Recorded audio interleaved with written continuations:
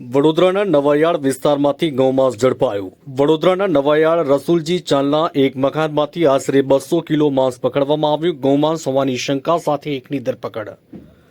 વડોદરાના નવાયાળ રસુલજીની ચાલના એક મકાનમાંથી બાતમીના આધારે એસઓજી દ્વારા રેડ કરવામાં આવી છે અને આ રેડમાં આશરે 200 કિલો શંકાસ્પદ ગૌમાંસ ઝડપાયું હોવાની માહિતી।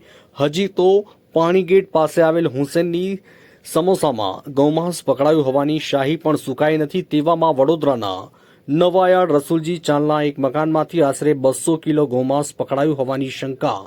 200 કિલો ગૌમાંસ સાથે એક વ્યક્તિની પોલીસે ધરપકડ કરી છે।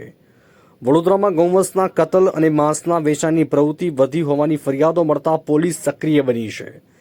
ત્યારે આજરોજ નવાયાળ વિસ્તારમાં ગૌમાંસ હોવાની માહિતી એસઓજીને મળતાની સાથે પોલીસ દ્વારા ઝડપી પાડી માંસને એફએસએલમાં તપાસ માટે મોકલી આપવામાં આવ્યું અને બીજી 2 ભેંસોને બચાવી પાંજરાપોળ ખાતે મોકલવામાં આવી। અગાઉ વડોદરામાં ઘણા કિસ્સાઓમાં ગૌમાંસ પકડાયું હોવાથી પોલીસ પણ હવે એક્શન મોડમાં આવી છે। રિપોર્ટર વિજય ચૌહાણ, વડોદરા।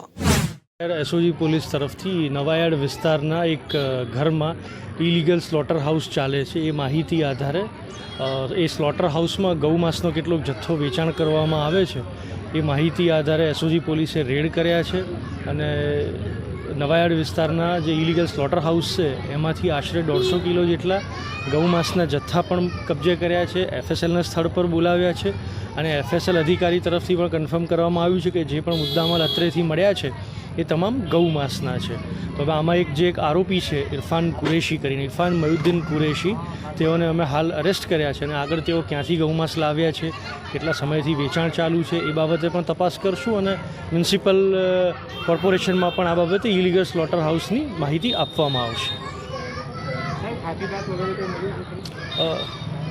નેક્સ્ટ એના માટે અલગથી સેશન કર્યા છે આપણે।